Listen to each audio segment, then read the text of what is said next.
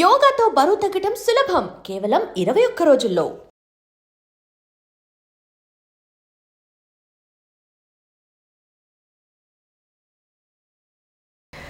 రాజకీయాల్లో రావాలన్నదైతే తెలంగాణ ఇష్యూ అన్నది మైండ్లో ఉంది. బికాజ్ ఈ రజాకార్లు, నిజాం పరిపాలన, మా తాతగారి ఫ్యామిలీ, మా పెద్ద ఫ్యామిలీ ఎలా డిస్టర్బ్ అయింది, ఎలాగా అంటే ఒక చంపడానికి వస్తున్న వాళ్ళు అరిచేతిలో పట్టుకుని చిన్నపిల్లలు. మా మదర్, ఇంకా నేను ఇప్పుడు లేదు, విజయశాంత మనిషే లేదు ఇప్పుడు, ఇంకా మా మదర్కి మ్యారేజ్ అవ్వలే, ఆవిడ యంగ్, ఆవిడ పెద్ద ఫ్యామిలీ.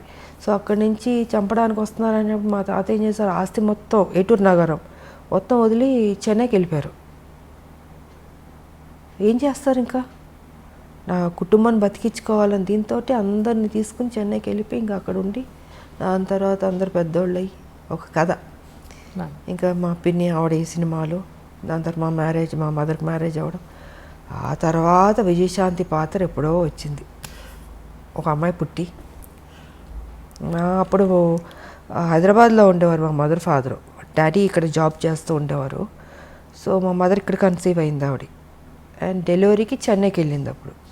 సో ఇలాగా విజయశాంతి అప్పుడు బయట ప్రపంచానికి వచ్చింది. కానీ సపరేట్ తెలంగాణ అప్పుడు.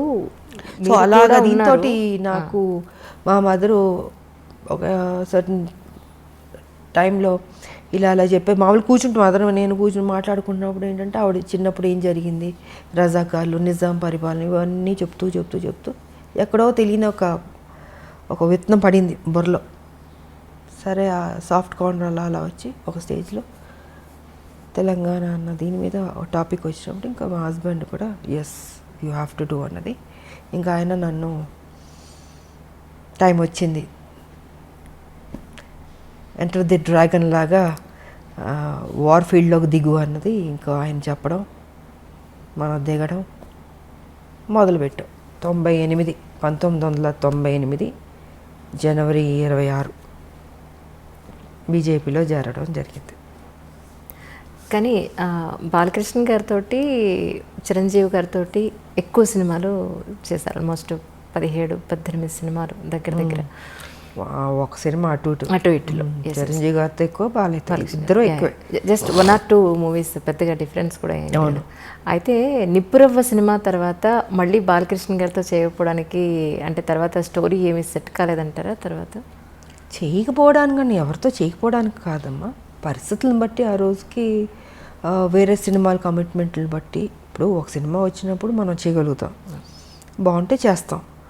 అలాగా ఆ తర్వాత మళ్ళీ నాకు నా ఇమేజ్ డిఫరెంట్గా వెళ్ళి కొంచెం ఆ హీరో ఇమేజ్ వచ్చేటప్పటికి నేను ఇంకెక్కువ హీరోయిన్ సబ్జెక్ట్స్ మీద ఆ హీరో ఫిల్మ్స్ లాగా ఎక్కువ చేయాల్సి వచ్చింది.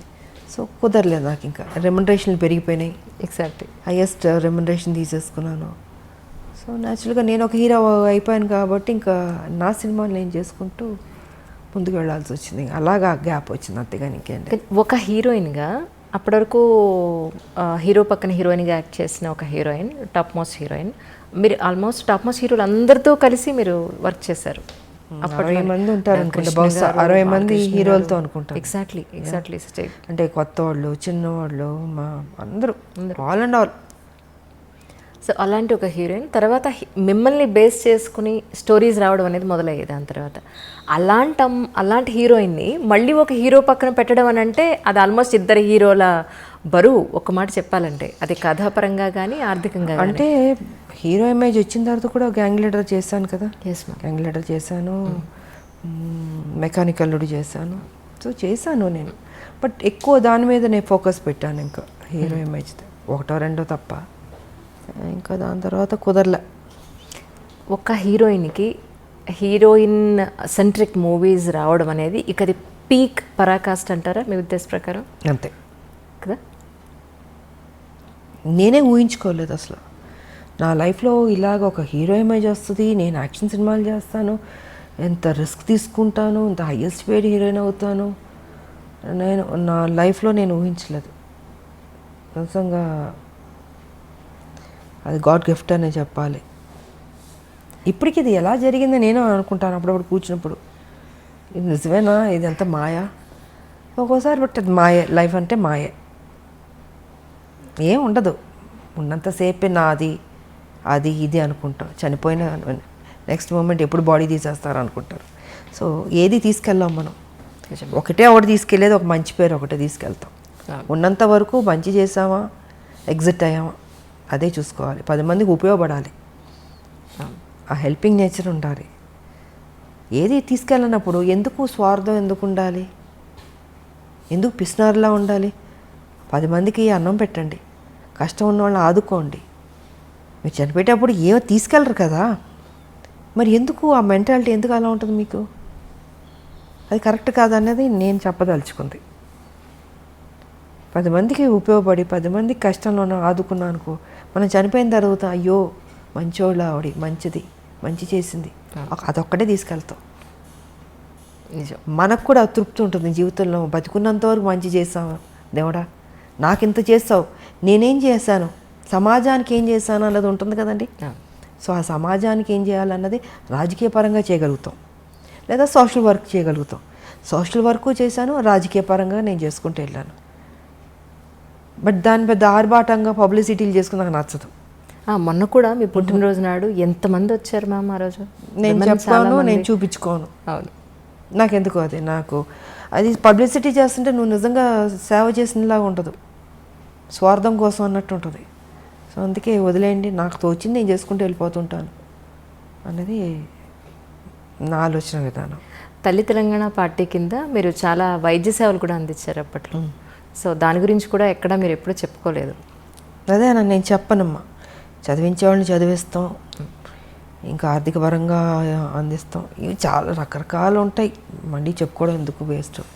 సో నాకు తృప్తి, నా జీవితంలో ఇది ఒక మంచి చేస్తాను, ఒక చిన్న సాటిస్ఫాక్షన్.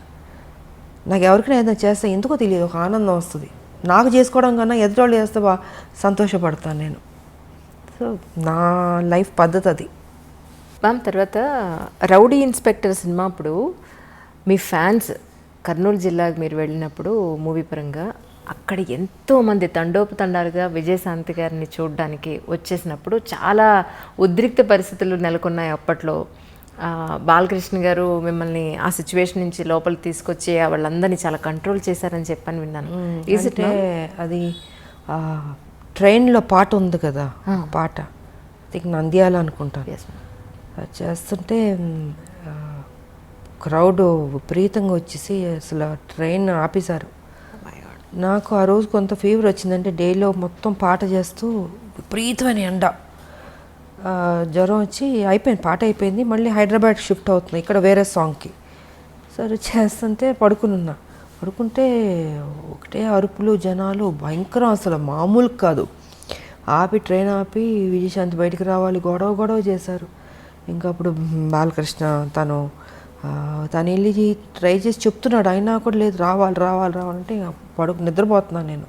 సో నేను, తారా మాస్టర్ గారు, మేమందరం అప్పుడు ఇంకా బయటికి తీసుకొచ్చారు. బాగా వీక్గా ఉన్నాను, నీరసంగా ఉంది, ఎండ దెబ్బకి జ్వరం వచ్చి సరే వచ్చి నుంచున్నాను. అంత అరుపులు, కేకలు.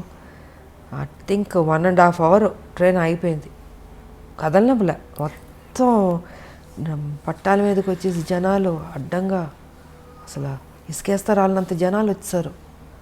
తర్వాత వాళ్ళు హ్యాపీ ఫీల్ అయ్యి అప్పుడు బయలుదేరి గిద్దాలు పగలగొట్టి అబ్బో బీభత్సం అలా జరిగింది. అప్పుడు రీసెంట్గా చిరంజీవి గారు ఆయనతో పాటు కలిసి వర్క్ చేసిన హీరోయిన్స్ అందరినీ ఇన్వైట్ చేశారు. మేమందరం అనుకున్నాం మీరు ఖచ్చితంగా ఉంటారు అందులో అని, కానీ మీరు అందులో నన్ను ఎప్పుడు ఇన్వైట్ చేసింది లేదు. ఒకళ్ళు చేసినా నేను వెదలను నేను, ఎందుకంటే నాకు అలాంటి ఆ పార్టీ ప్రోగ్రామ్స్ అని నాకు పెద్ద నచ్చదు. నేను ఫస్ట్ నుంచి షూటింగు, నా ఇల్లు, సినిమాలు చేసేటప్పుడు. సో పాలిటిక్స్ అంటారా, పాలిటిక్స్ అంటే ఉద్యమాలు, నా ఇల్లు. నా ఫంక్షన్కే నేను నేను వెళ్ళడం, నా 100 days ఫంక్షన్ కంటే తప్పదంటే వెళ్తాను. వెళ్ళి నా ఒక 1/2 hourలో ఉండి వచ్చేస్తాను ఆ షీల్డ్ తీసుకుని. ఎందుకో నాకు చిన్నప్పటి నుంచి ఈ పార్టీస్ కానీ నాకు నచ్చదు. సో వాళ్ళు ఎప్పుడు నన్ను ఇన్వైట్ చేసింది లేదు. ఒకవేళ ఇన్వైట్ చేసినా నేను వెళ్ళను, నేను అవాయిడ్ చేసి ఉండేదాన్ని నేను. And for more videos, please subscribe to iDream. Please subscribe to iDream. Please subscribe iDream. And please subscribe to iDream. For more videos, subscribe to iDream. Please like, share, and subscribe to the channel. Congratulations, iDream. Subscribe to iDream. Subscribe to iDream. So subscribe to iDream Media. iDream team అందరికి huge congratulations. Please subscribe iDream Media. Please subscribe to iDream. Subscribe iDream. Please subscribe to iDream. iDream అంటే నా కళల ఛానల్ను subscribe చేసుకున్న నోరు తిరుగుతలేదు, మీరైతే గంట గుర్తు కొట్టండి. For more such videos, please subscribe to iDream. Subscribe to iDream. Please subscribe to iDream. Please subscribe iDream Media. Please do subscribe to iDream. Please subscribe to iDream Media. For best entertainment and information, please subscribe iDream. And don't forget to subscribe to iDream.